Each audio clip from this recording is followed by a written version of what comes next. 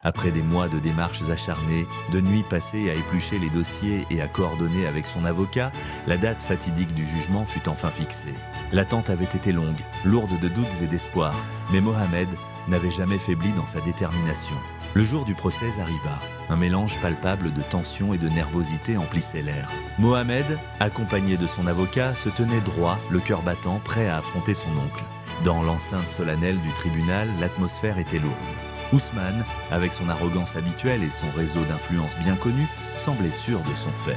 Beaucoup pensèrent que Mohamed n'avait aucune chance, que le pouvoir et les relations de son oncle éteindraient toute tentative de justice. La bataille juridique fut intense. Les arguments fusaient, les avocats s'affrontaient avec éloquence, chacun déployant une stratégie pour défendre les intérêts de son client. Les heures s'écoulaient, pesantes, dans un silence tendu ponctué par les échanges. Mais le moment clé arriva.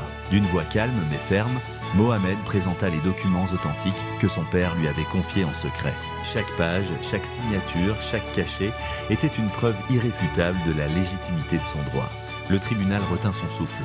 L'avocat d'Ousmane tenta de contester, de minimiser leur importance, mais la clarté des preuves était écrasante. Le juge, après un examen méticuleux et une délibération rapide mais solennelle, rendit son verdict. D'une voix forte et claire, il prononça la décision qui allait changer le cours des choses.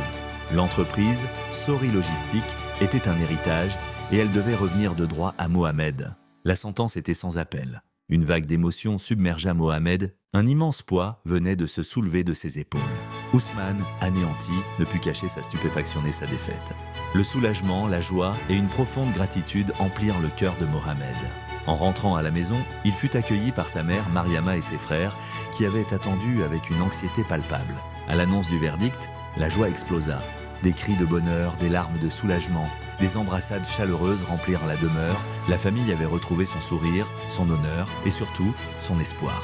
L'entreprise Sori Logistique n'était plus seulement un bien matériel, elle était redevenue le symbole de l'héritage familial, de la justice restaurée et d'un avenir enfin possible.